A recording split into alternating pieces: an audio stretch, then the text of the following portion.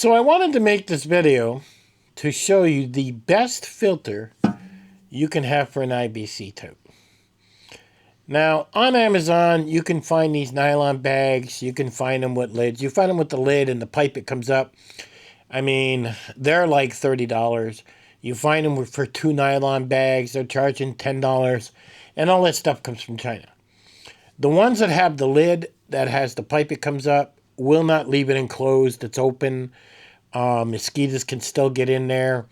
And if the bag is ripped in any way, you'll then have mosquito larvae inside your IBC tote. Where my system that I've developed here is completely enclosed. This has been driving me nuts. I have been trying to figure this out for 2 weeks, and ChatGPT wasn't even much help with this. I had to really use my own brain with this and really think about it. You see,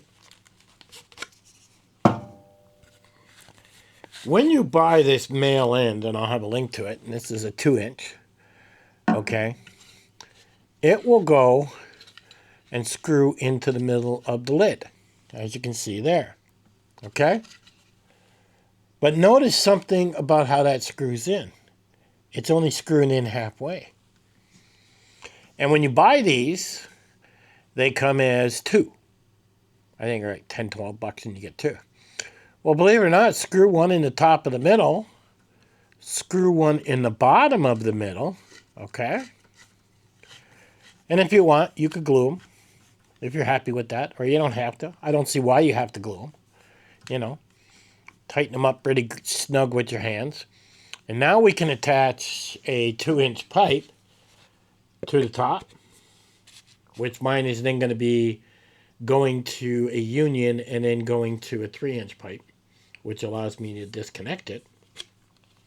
And I can put a 2-inch pipe inside. Or I can choose not to. It's up to me. But there are some benefits to this. When this screws on to the top of the tote and the water dumps in there, okay, you got a straight run. So that's going to hit the water and it's going to stir up the water like a milkshake. And any sediment in the bottom of that tote is just going to keep stirring up. That's not what you want. You want your sediment to sit on the bottom as much as possible. So now, if we add an 8-inch pipe to the bottom of this, okay, and I would glue that. Well, now, that's sitting partway down, right? But if our water's sitting down here, we're still getting it stirring up, aren't we? But wait a minute. What if we use a C-clamp, which is a stainless steel clamp? I'll have a link to that in the bottom, which you hold a pair of legs pantyhose, but you buy the knee-high ones, which are like 10 bucks for 10. So you put that on there, you clamp it down. You could even sand a little bit of this off around to give it, you know, a little bit more to clamp onto.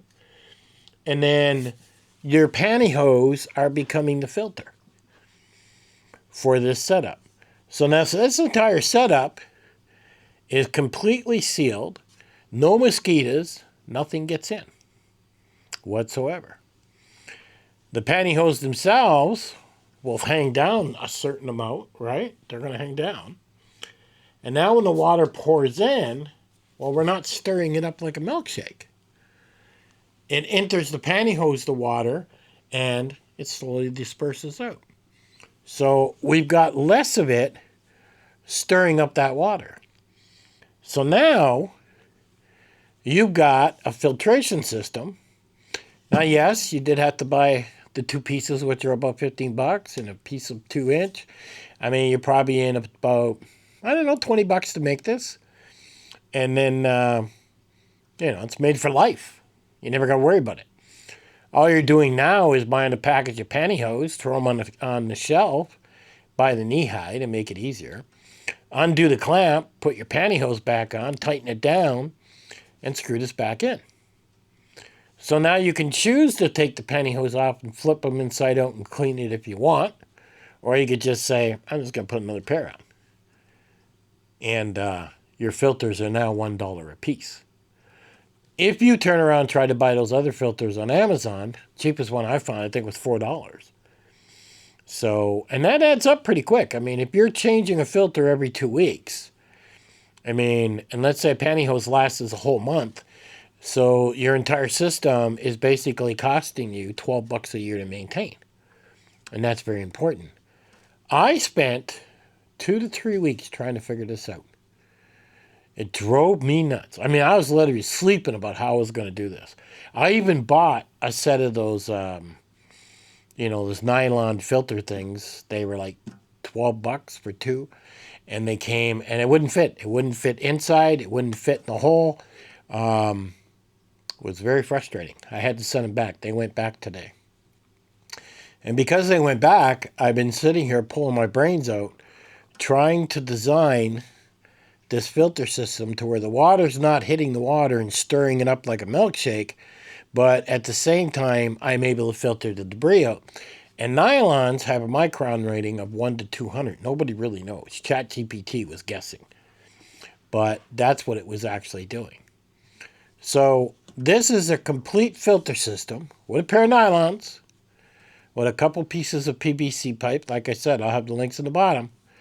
And I think this is far better than anything Amazon sells, especially with the quality of what I've got here, because these are Schedule 40 pieces that I'm putting together. So if you've got a PVC, if you got a tote, and you want to filter water going into it, then this is the ticket as far as I'm concerned. Now keep in mind, when we put this lid on, there's no air getting in and out. On my totes, I've got a special stainless steel filter to allow air to get in and out of my totes. I even had a couple of videos on how I made those. Because I want a completely sealed system. I want no bugs. I want nothing getting in my water. And I don't want to have to worry about totes contracting and expanding. So I designed my system to have air in it already.